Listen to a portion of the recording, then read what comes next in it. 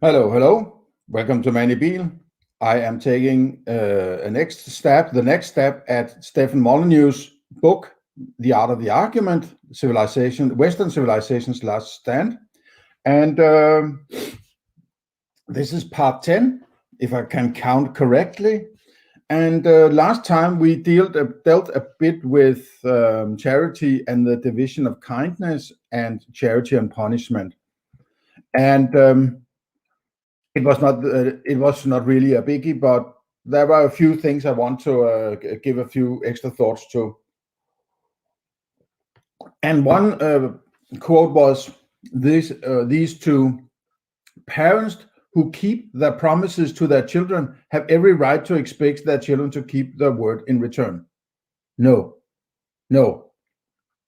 It's like, because I did this to you, I'm going to tell you what you have to do to me. Right? It's one part controlling the interaction, right? It's parents saying, I did this to you, and that is good, therefore you have to do the same to me, right? It's the kind of person who arrives at your place because they're invited to do, whatever, to discuss something, or just, have a, hang out together, and then they have a present to you, and they give you a present. And then next week they say, okay, you come down to my place and you bring a present. And I said, why? Because I had a present when I came to your place, but I didn't ask for a present.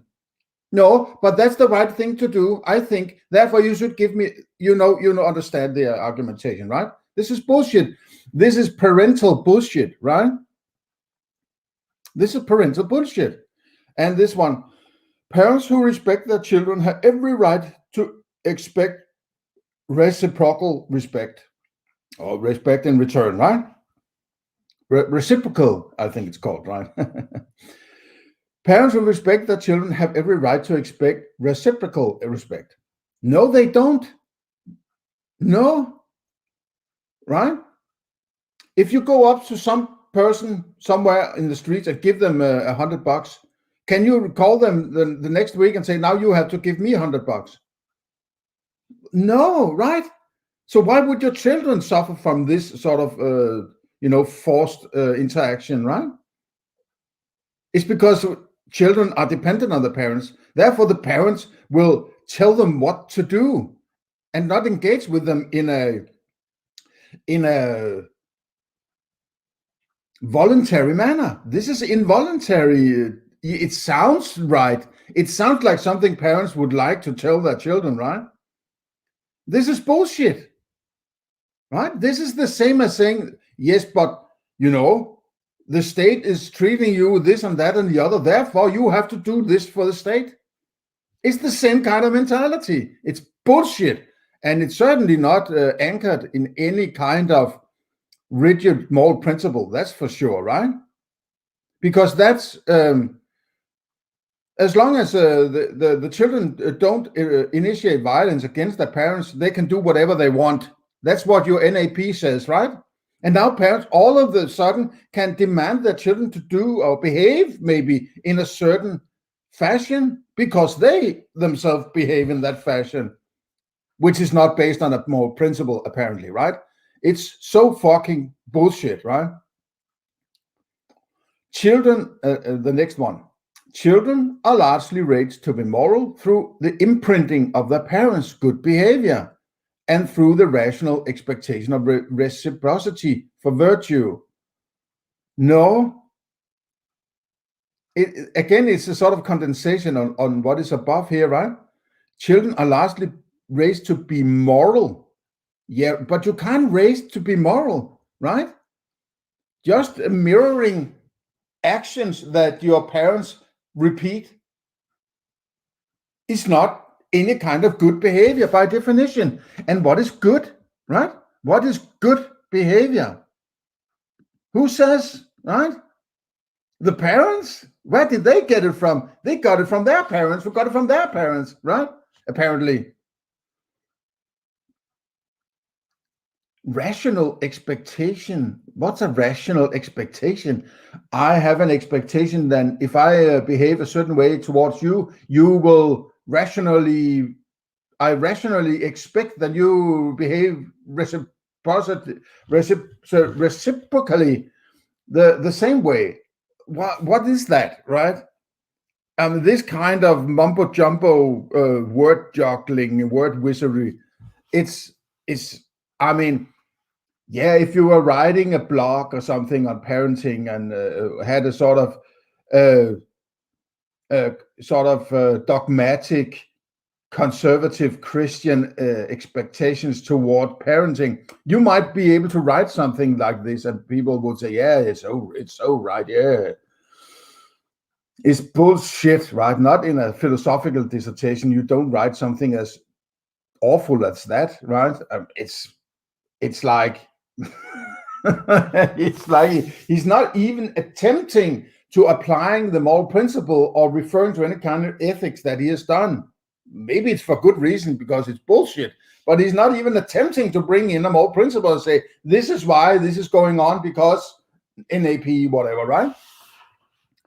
It is the voluntary, this is another quote. It is the voluntary nature of charity that gives it its peculiar power to improve both individuals and societies, right? There's a lot packed into this little one, right? The voluntary nature of charity. Yeah, if it's voluntary, there is no demand, right? It's like saying that because I have donated some money to Stefan Molyneux, I can tell him what to do with them, right? He would say, no, they're my money. You donated it, right? This voluntary nature, well, yeah, it's voluntary, but there's no power in voluntary, right? What power? It's peculiar power. Improving. Who is the judge of that improvement, right? This is soaked in religious misconceptions about what it means to be a virtuous and moral person, and individuals and societies, and there's also this this fallacy of collective collective concepts encompassing individual concepts, right? You can't have a society without individuals, right? So the individuals have to be there for you to even label it as a society. So society is a label, it's a mental construct, a mental idea you refer to when there are a lot of individuals slammed together, right? But what can be improved, if we are talking about it, I'm not saying I like the word improve, and I'll get back to that, can only be the individuals, right? It's like saying if you have 3 kittens, right? You're going to pet the kittens, and if you put them in the box, and that call the kitten box, right? And that would even be a real physical box, right? You would say that I'm going to stroke the little kittens, and then I will stroke the kitten box, right? You could do that, but it wouldn't make any sense, right? But he's saying giving power to prove the individuals and societies. So by stroking the individuals he's improving the box the kittens are in, right? It's like, what is this? It's a fallacy. There's nothing you can improve except what exists, right? You can improve a word in any sense that in any way that makes sense in this context. So it's a fallacy to refer to both the individuals and the label that is put on the individuals and say that they're sort of 2 different kinds. And he should know that, because he's pointed it out himself several times. And now he just pretends that there's nothing to worry about, right? That's kind of disturbing. And this is a very, very central problem about how people are both manipulated and sort of gaslighted, right? Society at large, right? As mentioned above, arguments without negative repercussions are worse than useless. They discredit. Okay, I'm not going to read further here. I'm not in reading mode at the moment. So that was sort of the last the few comments I had about his last chapter. And now we're heading into the book once again. I'm going to see if I can read a little faster then, because these are not really that interesting to me. I don't know why he's trying to. It's obvious to me that he's trying to get under the skin of the everyday person who is not philosophical, but he'll sprinkle it with sophistic philosophy or philosophical terms. So it seems like he comes from a place of authority, right? Because philosophers have always been, they have been respected, but they have also been feared, you could say, because they're always those who can figure out all your bullshit, right? Unless they're sophists, then they use bullshit themselves, right? But good philosophers like Socrates, they had to get rid of him, right? Because he was good at pointing out all the bullshit people they were, handing out, right? And it's not that, it's not because Stefan Molyneux wants to get under the skin of people. He originally could say the understanding I had is that he thought that he could, by arguing rigidly philosophically from, let's say, first principles, could change people's understanding of how things work. So we could turn around this super tanker heading towards a catastrophe, right? And I think that the Donald Trump thing turned that on its head, and he said, well, I have to, get out on free market mainstream terms and try to get people where they are in this kind of fashion here, right? But then he turns into an all-out sophist, and I don't think this works. First of all, he's shitting in the bed of philosophy, right? And then he's trying to sophistically manipulate the masses, right? He's trying to use the same trick as they have been brought up with, sophistry, right? And manipulation and propaganda and so on. He's trying to kind of use the same trick to get them over in the other boat, right? That's not going to work. They're only solidifying their own ideas of how, and that's why he was labeled as a extremist and far right and whatever, all this bullshit, right? Okay, let's head into it. The argument and parroting.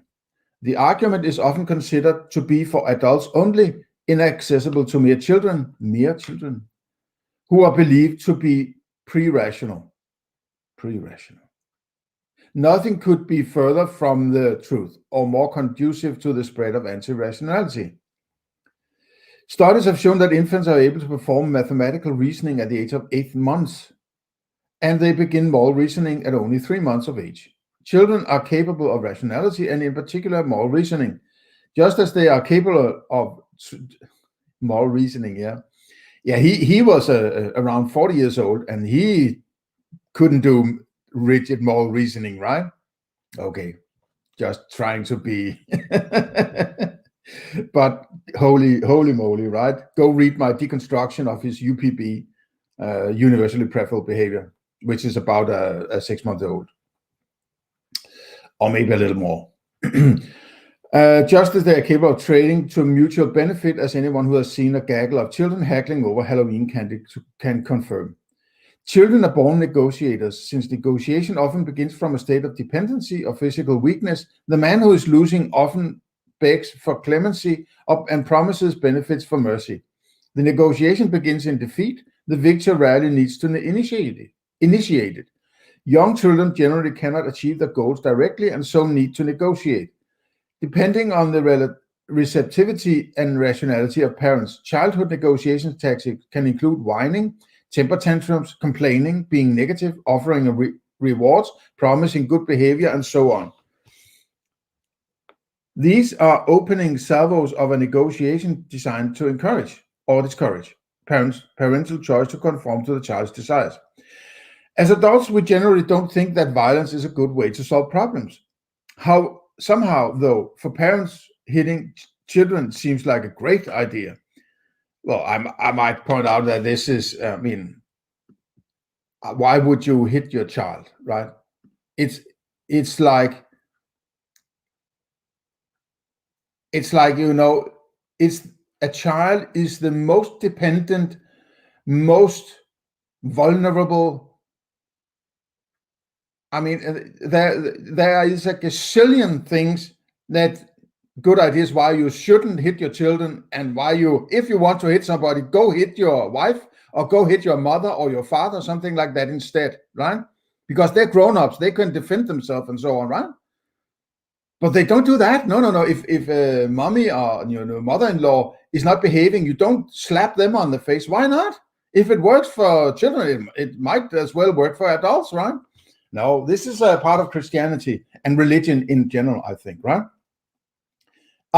Please find me a religion where there's not rules about child rearing, right? Or at least is being used that way, right? It's all about cultural control, and I'm of the conviction that religion only survives to the extent that women/mothers wants it to survive, right? Because they have for centuries been the hand that rocked the cradle, right? If they didn't want religion to be imposed on their children, it wouldn't be. They would find a way to manipulate everybody around them, including the husbands, to make sure that their children were not manipulated this way, right? This goes very, very deep, right? This is a very deep thing about females, women, and motherhood. It's the hand that rocks the cradle rules the world, right? I'm pretty much all for that sentence, right? So if you have control of the children, one way or another, you are setting up what the world will be like in the next generation or two, right? So, okay. Hitting children merely instructs them in the principle that might makes right, that the bigger person willing to use violence always gets his or her way, and that fear of punishment and not love of virtue should be one's guiding principle in life. When you see a society that rejects the argument, you see a society that substitutes force and or abuse in place of negotiation. When you look at such a society, what you are really seeing is a society that has used force and use or abuse to raise its children. Children bond with and morally justify whoever raises them. If they are raised in the shadows of authoritarian violence, they will not consider a dictatorship immoral. Asking a child to respect liberty when he was raised coercively is like asking a child to understand Japanese when they have been raised speaking only English. To some degree, children are clay. When they are young, they harden as they age. Some countries have substituted neglect for direct abuse, the daycare generation, which has arguably had even more negative effects. This is why I speak so often and passionately about the concept of peaceful parenting, because I want a free and peaceful world. How you teach children to resolve disputes becomes their default position when they become adults. I would wholeheartedly agree about that, right? I mean, his attempt at, rolling out the idea of peaceful parenting, I'm all for that. Just keep going, right? Please. If you use violence to resolve disputes, which resolve nothing, of course, but merely breeds temporary and resentful compliance, then your children will grow up running to the government, giving up their hard-won liberties whenever social conflicts arise. Those who reject the argument were themselves rejected as children. Well, there's a point there. The etymology of the argument. I might just have a little definition of etymology. This is about how is the word constructed and where does it historically stem from. History of words, yes. Etymology is the study of the history of words, or the history of a word. By extension, the etymology of a word means its origin and development through history. Okay. The argument began in ancient Greece and was primarily associated with Socrates. The Socratic method is a way of probing abstract statements particularly about morality, in order to determine if they hold true under most reasonable circumstances. Well, this true thing here, right? I don't take the use of the term true lightly, right? He should be very, very careful with the use of the word true. This was the first real counterattack in the mostly endless war that reason wages against sophistry. The argument engages the prefrontal cortex, the seat of reasoning in the brain. Sophistry attempts to bypass the prefrontal cortex and activates the amygdala, the seat of hyper-emotional fight or flight reactions. Well, there you have it. The philosopher engages your intellect. The sophist provokes an emotional response in order to bypass your intellect. The philosopher makes the moral case for a just war, if such a case can be indeed be made. The sophist tells you that you will die if war is not started. Well, okay, so what kind of argumentation has he been using, right, so far? It's waging a war against war, we have to, right? He is fucking using the same, well, mind you, he's not saying directly that he's not a sophist, right? But him talking about sophistry, calling this a philosophical book, leads you towards the conclusion that he must be a philosopher, not a sophist, right? So he can get away with sophistry and then labeling it as indirectly as philosophy. This is good sophistry, right? Just think about it, right? The philosopher patiently makes the case through reason and evidence. The sophist appeals to fear, anger, horror, and the sentimentality in order to threaten you with ostracism if you do not obey his commandments. Isn't that what you just did recently? I mean,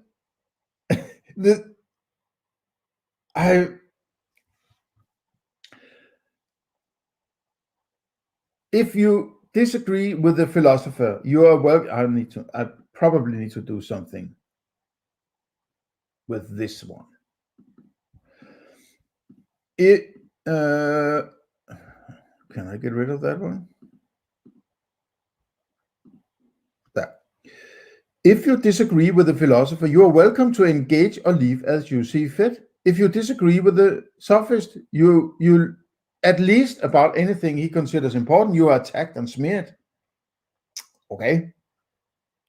Yeah, but attacked, you can engage and leave as you see fit with the philosopher, and attacked and smeared. So if the philosopher attacks and smear you, then he becomes a sophist or what? This is a weird gray area kind of fluffy argumentation, right? This is a book about arguing or argumentation, and he proceeds to do it very, very badly, right? The philosopher lives in the realm of positive economics. It's actually incredible that if he believes that this is philosophy, and he's talking about philosophy versus sophistry, this book is basically sophistry, pretending to be philosophy, right? Which is, basically maybe the definition of sophistry, right? And it's so sophist, this book. And he thinks he's making a decent argument about arguments. It's kind of ridiculous, isn't it? The philosopher lives in the realm of positive economics, offering reason and evidence as a methodology for pursuing truth. All right. Okay. Oh, truth. That's again the truth, right?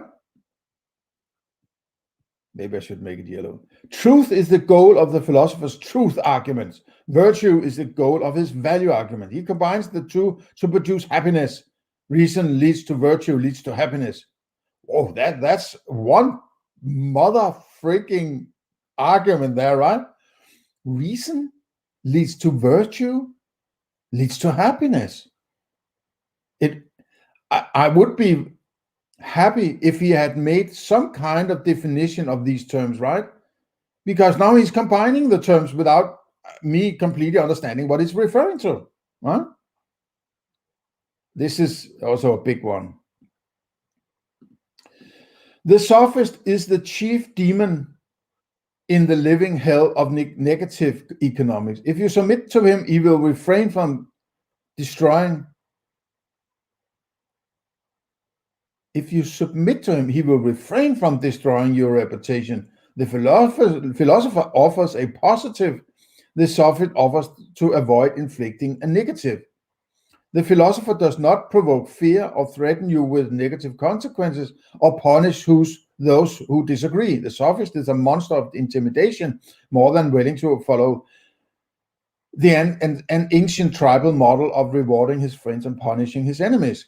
Well, indirectly, this is actually what Stefan Molyneux, he's sort of pointing somewhere. There's some bad people who can't argue correctly. They're not singing the right voice in our beautiful choir of eternity, right? And he's not saying it directly, but we have to do something about them, right? It's sort of in that realm, right? While he's saying, oh, no, I'm a philosopher. I'm not a sophist. Right? So the untrained reader will just sort of follow the underlying agenda, because when they read this, they already have imbued themselves with an agenda that there's these communists and these relativists and these subjectivists and whatever, right? And they are our enemies. And Stefan Molyneux just making a virtue out of taking their preconceptions or prejudices and, molding it into this kind of sophist argument about arguments to make people feel that they're right? Socrates was a philosopher. Most gods are sophists. John Stuart Mill was a philosopher. Governments are sophists. Aristotle was a philosopher. The media are sophists. Which are you? God damn. I'm not going to get into that. Okay, let's see how far this one. We can take this one also. Ostracism versus punishment. When I say that the philosopher does not punish you, I do not mean that your level of rationality has no effect on his responses. The philosopher will studiously avoid privately engaging with anti-rational individuals. Why? Isn't that what Socrates did? Didn't he constantly, and I'm not, the word rational, I have a different understanding of the word rational. I have explained that, but I might make a more point of this and we get back to it, right? In the same way that he avoids doing business with a known counterfeiter, since all the such interactions merely legitimizes the ignorant and corrupt. I don't pretend to play tennis with someone who shows up with a hockey stick and a broken flashlight. It could be interesting, maybe, right? I would like to see that. Public debates are another matter entirely. Engaging with anti-rational individuals in a public forum can be wonderfully, okay, so there we have Socrates, right? Instructive to the audience, especially now in the age of the internet, when the audience can easily run into the many millions. Now, what Stefan Molyneux does is all those who's coming in to lick his ass because they need some kind of rational philosopher in the lack of anything, because all the academics are hiding in the ivory tower and sucking on the tits of the state, right? So there are only people like Stefan Molyneux out here in the wild. So what he does is he will label all attempts at arguing against his philosophy as sophistry or, anti-rational argumentation, so he can get rid of what's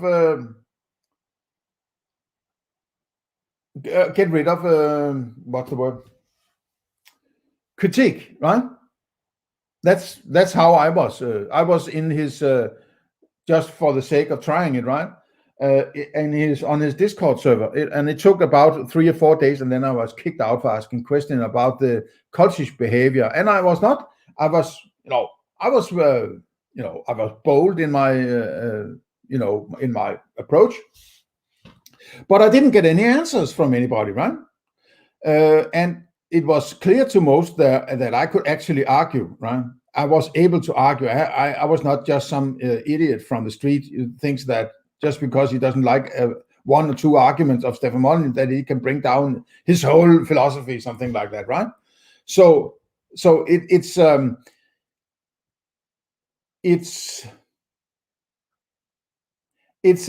he's very good at keeping a straight face to sophistry. He can walk from very well. If you think when I think about it, right,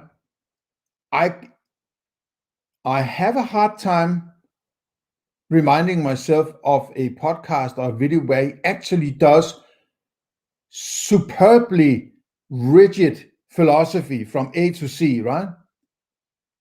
It's always some kind of word juggling, word manipulation of some kind, right? There was less of it back in the day. It's gone completely over the top now, right? He has become some kind of a political, religious pundit of some sort, right? But when you think of it, he is actually more sophist in nature than philosophical in nature, right? Because then he would do something like I'm doing here. No matter how little money he would make of it, right? He would do it because he felt the need to do it. He would not say, okay, no, I'll go make a clickbait video about the George Floyd murder or something like that, right? So that's a sophist approach. That's a monetary approach, and money and philosophy doesn't mix, right? Very well. If you have to make money out of your philosophy, you are as good as sold out, right? Okay. A philosopher enters a debate with the assumption that his partner respects reason and evidence. If you reject reason and evidence. I don't care about your reasoning and whatever evidence is there. I want to know what exists, right? What you mean by existence and how you know about that existence. I want to have a very straight up, easy to understand definition of truth. And I want to know what objectivity is. And I will want to know what system you use to find a moral principle. Not the one you're using in UPB, but the real one, right? What is your metaphysics, right? How does that work? It's not just reason and evidence. It's like it's a patronizing way of arguing, right? It's like people who are not well versed in science or philosophy or anything, they will feel, oh, reason and evidence. Oh, I have to bow down and just listen to the big philosopher talk to me, right? If you reject reason, you waste a philosopher's time. Oh, oh, right. Oh, you're wasting my time, you little peon. And he will not likely give you more of it, just as a cook won't give you another serving if you keep throwing his food into the garbage. Well, maybe it tastes like shit, right? Maybe your food tastes like poisoned, lizards or something like that, right? No, I've served the greatest dish to you. It's made up of mud and dog shit, right? So I'm throwing it in the Are you throwing it in the garbage? You are not a real philosopher. I'm a real philosopher. You don't. No, look at this fucking food, right? This is not French cuisine. This is fucking a glorified dog turd, right? I'm throwing it in the bin, right? And I'm going somewhere else. I don't know, maybe I'll just have to keep telling people that he's serving dog shit here, right? And then leave the show, right? The philosopher may also encourage other people to not waste their time on you, which may have the effect of removing you from public forums or debate platforms. Okay, so now he's trying to frame what is going on around him, right? All these who try to ask questions about his philosophy, they're the one throwing away whatever perfect things that he's serving, right? So everyone asking questions, they're the ones who don't understand philosophy, right? So he's blurring the line of what it means to be a philosopher and what it means to be an anti-rational or whatever, right? And he's, of course, on the right side of this framing or this dichotomy. So it's sophistry. He wants to sell his bullshit philosophy because that's his living. That's how he lives, right? He's not going back to a 9-to-5 job, right? He wants to keep sitting in his living room talking to a microphone. This may seem shocking to someone, but it is no different from what we all did as children. When a particular playmate would break the rules or whine or play too violently, he would not be invited next time, at least not until he reformed his bad behavior. This form of ostracism is not an act of aggression, but rather of exclusivity. If you don't let everyone in the neighborhood use your car, you are not stealing from them. Rather, you assert the exclusive use of your own property. Kissing a woman against her will is never the moral equivalent of the woman who decides not to go out with you. Well, how do you know it's against her will? Because she said so. Well, if she says, yes, you can stick your penis inside me today, and then the next day she's calling the cops and saying you raped her, right? How did you know? The first example initiates aggression. The second asserts the right to the exclusive use of herself. Yeah. People often complain about the ostracism that can result from public displays of immaturity, as if it was some form of censorship or aggression. This is little more than verbal abuse used to avoid the negative consequence of one's own bad behavior, and it is viewed by even the remotely wise as an extension of the bad behavior earned ostracism in the first place. Okay, whatever. But I want to get back to this rejecting reason. You waste the philosopher's time, right? Now, you might want to have a little thinking about this, right? And how this works for him. He's setting up a line where how you figure out who's against you and who's with you, right? This kind of if you are against him, if you try to argue him away from his understanding, which is basically what he's trying to argue for in this book, that arguing with people might change their mind. But he's putting up this fence and saying, I am always right in here. And if those people on the other side of the fence trying to crawl over and say, you might be wrong in this, they are anti-rational and right? He's just blowing up his whole argument about arguments in this book, right? He's talking about every little person out there in reality, but he's sort of the philosopher god. He's impeccable. He's untouchable. His arguments are perfect, right?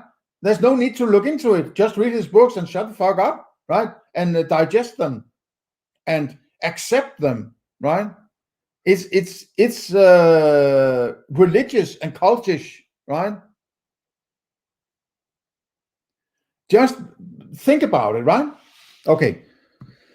If you heap verbal abuse on an acquaintance and that acquaintance no longer wishes to be associated with you, calling him a censorious fascist is merely a continuation of the abuse that severed the potential friendship in the first place.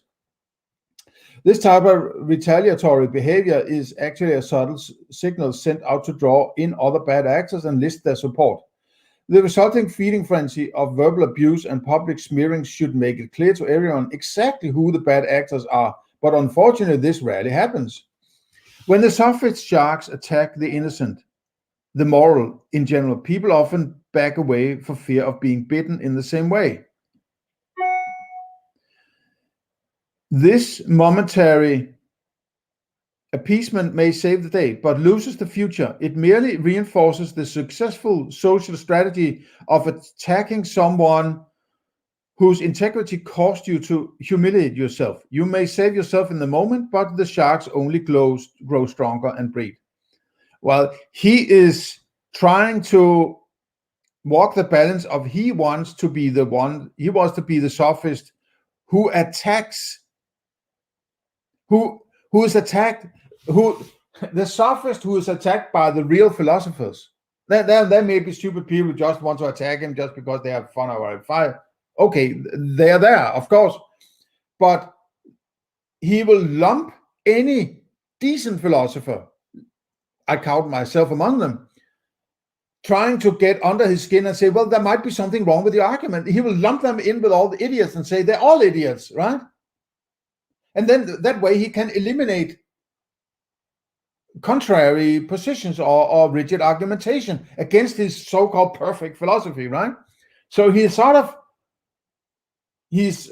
bitch slapping his acolytes into submission and gaslighting them into thinking that those who come to do rigid philosophy are actually one of these stupid trolls, right? That's purely the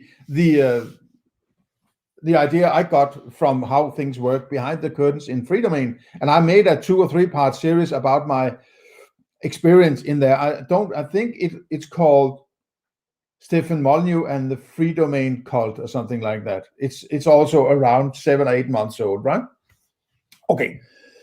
This momentary appeasement may save the day but loses the future. It merely reinforces the successful social strategy of attacking someone whose integrity caused you to humiliate yourself. You may save yourself in the moment, but the sharks only grow stronger and breed. Yeah, sophistry. The argument... Oh, this is a long one. Let's do it.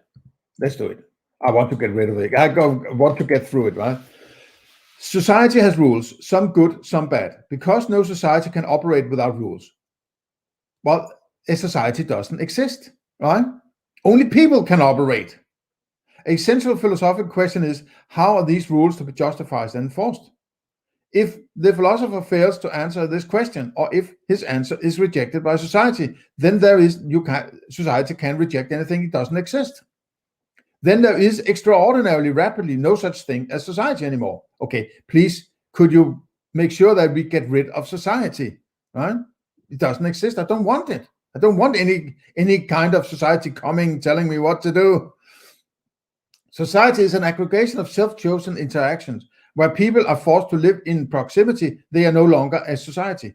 Any more than animals in zoo can be considered a natural ecosystem, or cellmates can be considered roommates. Rational social rules work best when they are accepted by the vast majority. It would be best if everyone accepted them, but that is unrealistic. And in particular, when those social rules are voluntarily obeyed through moral self-restraint, a free society can deal with a small number of rule breakers. When the number of those who disobey reasonable social rules grows too large. Well, I don't believe in social rules. I don't believe in the idea that you can describe all possible situation in humanity, in society, whatever you want to call it, right? By making one rule that describes what to do or what not to do, right? That may also be a result of Hume's Isort gap. You can make a statement like, don't steal, right? Or don't use this kind of violence or something like that, right? Because every situation is different. It's a different place. It's a different combination of individuals and individuals with varying kinds of incentives, right? It should be considered almost an infinite. Now, he just said that desires are infinite, right? And the resources are scarce. So you in an infinite number of incentives, in an almost infinite number of situations and combinations of individuals, making a stupid statement like you should not and you must not steal or something like that is ridiculous, right? Because what this government and think they're doing, they're not trying to make sure that these things does not happen. Actually, they're sitting around waiting for it to happen so they can intervene and punish people instead. The state is punishment, not morality. Morality is what happens before something that shouldn't happen happens, right? There's no morality left in that situation you're referring to when you say murder has occurred, because that's what you want to avoid, murder, right? I don't want to be right about being murdered, right? I couldn't being right about it afterwards because I would be dead. But if I'm stolen from, I don't want to be able to say that guy stole my money. No, I want a morality that makes sure to me that I'm not being stolen from at any point in the future, right? if I'm being stolen from, the morality didn't work. So you can't use that situation after the fact to argue for why. I mean, if nobody is stolen from, they're not being, it's not immoral. Let's put it that way, right? But they don't know when the immorality will occur, right? Because they're trying to stay on the moral side. So they're constantly in the fear of immorality occurring, right? And the idea is that you will try to avoid stealing or murdering because of the punishment implicit in it, right? If it happens, not because of working from a moral principle that inevitable, if it's a perfect moral principle, will make you think to yourself, it's not a good idea, me murdering, right? And everything, whatever that interpretation is, that's how things will not end up in murder, right? So if the philosopher fails to answer this question, or if his answer is rejected by society, each society can, I have always done that one. Society is an aggregation of self-chosen interactions. We're down here. Rational social rule work best when they are accepted by the vast majority. If it would be best if everyone accepted them, but that is I've also done that one, I think.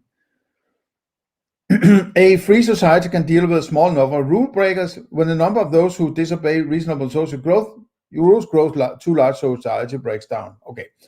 Thus, the primary job of the philosopher is to make social rules rational and comprehensible.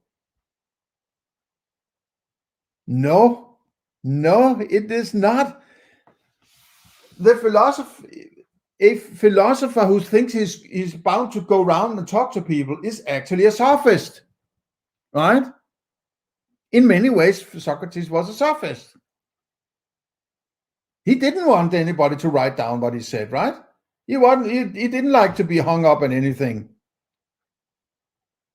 He didn't like people to go, but you said that 2 years ago. No, he wanted nothing. He didn't want to be, connected to any rigid statement of any kind, right? He walked around being sophist, basically, right? Philosophy is about doing your own freaking thinking, right? Do your own thinking. It's getting an understanding of how you work mentally to validate or invalidate all the things you think you know or have been told on morality and all that, right? You can't get philosophy from somebody else. You have to do it yourself. If you just accept what somebody else tells you, you are not being philosophical, right? How does this kind of, the philosopher, it's like somebody just arriving on earth telling people what to do, right? No. How do you know this is a philosopher, right? Because he says so? No, you are a philosopher when you are attempting to get the full understanding of how you work in your mind and how everything connects with reality and, understanding of what it means to know something and all that, right? That's philosophy. When you go around telling people what to do and not to do, then you are sort of on the level of almost on a sophist. I would say you're a sophist, right? It's not the primary job of a philosopher to make social rules and rules rational and comprehensible. I mean, it's stupid. I mean, it's disgusting. The most a philosopher can do is arriving at a moral principle, because that's where he says, this is how I am going to handle interactions with other people so that I won't get screwed over, right? But the point of a moral principle is that for it to work efficiently is that other people will also follow that moral principle. So therefore, all philosophy has to be basically condensed into a moral principle, which is your interactions with other individuals. And before you have created that moral principle, right, you have to make some good understandings of ethics and decent ethics to arrive at that principle. And before ethics, you have to understand some kind of objectivity, because that's what you're going to be dealing with when you're dealing with other people, right? They're also an object, the other persons, right? And before that, you have an understanding of knowledge. What does it mean to know something? And before knowledge, you have to have that understanding, of perfect understanding of metaphysics. And all these things are not something you can be told. If you are accepting that you are being told philosophy, you're just saying these sounds I heard there means that I have to understand the sound this way. That's sophistry, right? You have to think for yourself, right? You can, when you have become, decent at thinking for yourself, you can go and be inspired by other philosophers, right? Fine, but be very, very, very critical. Be very focused on your own philosophy, because that's all you really have, right? If you bow down to some other philosopher who says, this is how it should be understood, that is how it should be understood, and fuck off if you don't believe me, those are not the people you should be listening to. You should only listen to yourself then, right? When ostracism is used to punish those who break social rules, nothing more needs to be done. That is the simple beauty of ostracism. If you find someone unpleasant or offensive, dissociate from him. If the contents of a magazine are upsetting to you, you don't lift a finger to pay for it, either directly or indirectly through advertising on the web.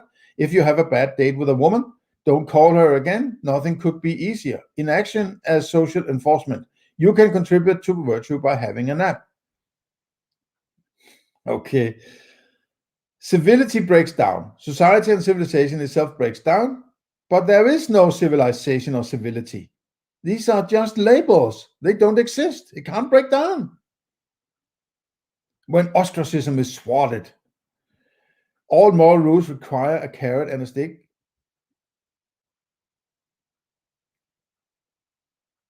If you mean it's about costs and benefits, it is, but I'm not sure you would understand in what way it contributes, or how it works with the moral principle. I'm not sure, because the NAP doesn't have that approach, in my opinion.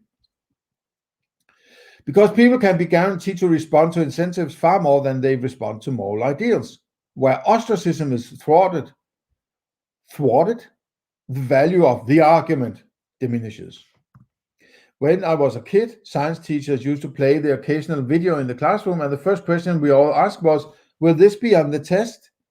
If the answer was no, the necessity of paying attention was diminished.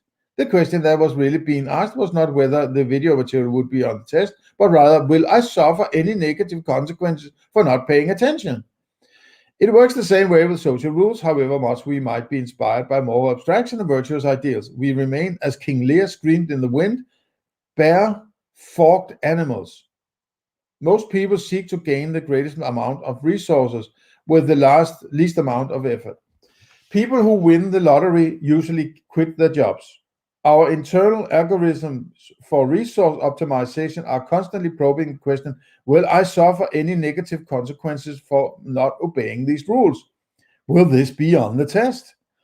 Businesses that woo potential customers must provide a continual value. The quality of organizations that do not have to woo inevitable degrades. One need only look at the difference in efficiency between a capitalist factory and a communist factory to understand this. If the free market factory fails to provide value, the company goes out of business and its resources are released for use elsewhere. If a communist factory fails to provide value, it does not go out of business. It just lurches on zombie-like until the entire system collapses. As the old saying went in the Soviet Union, they pretend to pay us. Excuse me.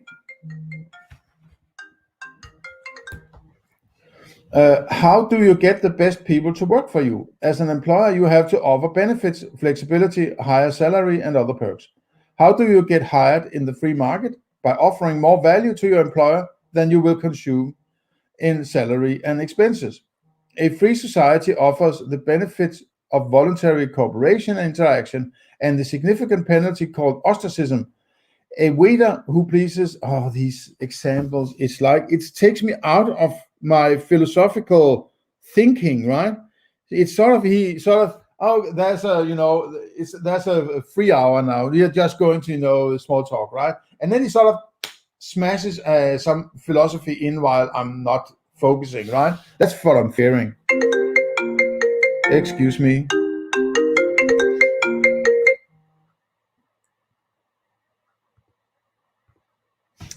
Excuse me about that. Hang on a sec.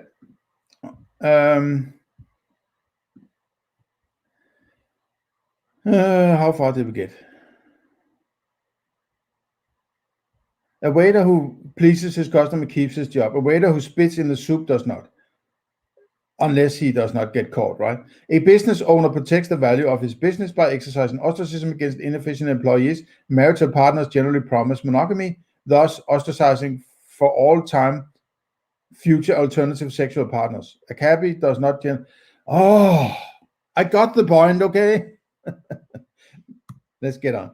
Societies that encourage ostracism flourish because their social rules contain rewards and punishment. Societies that disallow or punish ostracism lower and eventually destroy the value of the argument, because failure to conform to the argument no longer carries penalties.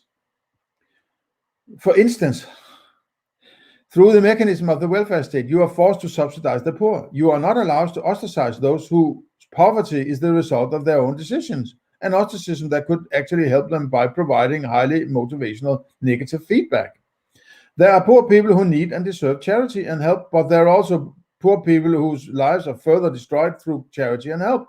Giving money to people whose poverty results from bad decisions only pays them to make more bad decisions, as we can see from the proliferation of single motherhood. I have a distinct want to jump through this chapter. Let me see.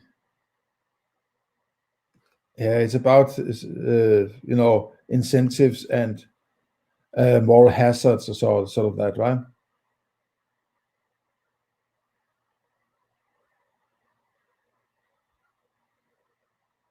Who are arguments for? Let's jump to this one. So who are arguments for? Who is the target audience or demographic for arguments? When you argue against single motherhood, for instance, what are your arguments? We do not need much theorizing over this question because, again, prior to the welfare state, the arguments were very common and deeply rooted in social standards. Well, I wouldn't argue against single motherhood. I would argue against me being forced to pay for someone being able to become a single mother, right? I don't argue against abortion, because if someone else wants to kill their child and remove it from their, I'm not going to be the one saying you shouldn't do that, right? Who am I to tell other people to do? What I don't want is me being forced to pay for those who's making a living out of killing babies, right? That's where the argument is.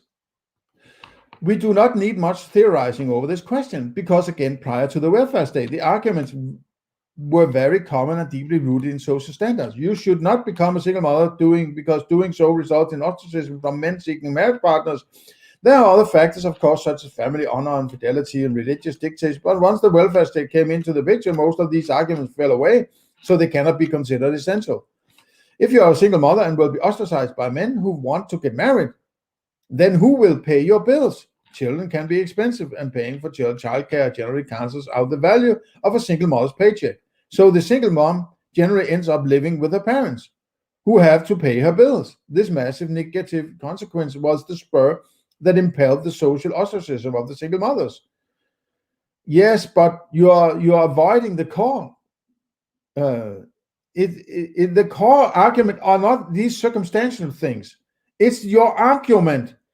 Those people who are not able to argue, I don't want to give you my money, right? And there's the other part said, no, give me your money or I'll kill you. Then, okay, you take my money, I don't want to die. And then they take that money and give to single mothers, right?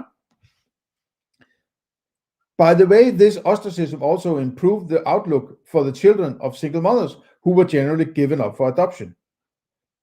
To stable two-parent families had significantly better lives thereby. In this way, the argument against single motherhood had some teeth, so to speak. Potential ostracism was, no, it's not the ostracism of the one who receives the money.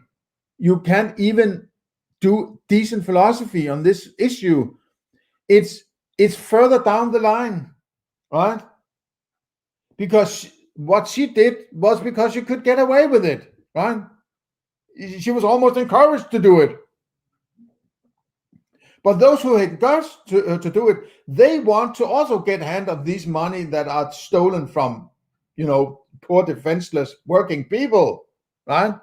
Those working people who were stolen from, they're the one who didn't have the argument. That's where it happens. Not whether or not you can ostracize somebody who wants to become a single mother or not. I'm not particularly as such against single mothers. I am against a state creating huge swaths of single mothers. They are basically controlling the universe through single mothers, right? These days, arguing against single motherhood will often get you branded as some sort of hateful misogynist. Now that there are no longer any direct negative costs to single motherhood, only a nasty person would criticize single mothers. In the case of single motherhood, this also shows how little society is motivated by compassion and care for the future of children, as if the national debt was not example enough of that. Yeah. There are all sorts of problems that are going to explode in a sort of nuclear social, whatever, devastating event, right? The rise of the welfare state coincided with the rise of political correctness, where negative consequences for bad decisions are removed. All this is circumstantial. You don't even get to the core argument. The core argument is the gun to your face instead of the argument, right? The ability to say, no, thank you. I don't want to give you money just because you want my money. Fuck off you, right? That's what you need to be able to do. The only thing I'm asking is the ability to say to anyone coming to my door or anything like that, trying to interact with me, right? Argue with me. I will be able to say, no, thank you, leave me alone, right? Or if I'm going to interact, I am freely going into some kind of contractual event or situation where I can pull out in a situation that I am in control of to the extent that I can control it. And if I can't control it, I'm not going to, enter into it. Or I'm just saying, no, thank you, completely no, thank you, right? And otherwise I'm only engaging to the extent that I want to engage. That's all I want. You see, the single mothers is the result of a long lives of a rejection of your argument, right? You're looking at the last few arguments over here, but it's way down the line. There was some violation of the argument that eventually ended up in huge numbers of single mothers, right? The welfare state subsidized the rise of single motherhood, which created a strong constituency opposed to information revealing the negative effects on children of single mothers, which created a phalanx of pseudo-intellectuals who protect the single mothers and society from basic facts. Do you see the pattern? When direct negative consequences are removed, arguments against negative behaviors come to be treated as irrational prejudice. Arguments are no longer positive cases against negative outcomes, but a species of emotional bigotry. Okay, so the next one is the audience and the argument, and I'm going to mark this blue so I know where I have to go. I could also make a little, what's that called? Bookmark. And 1 hour long, the deconstruction part 10 is over, and we will see each other in part 11. Have a nice day. See you there.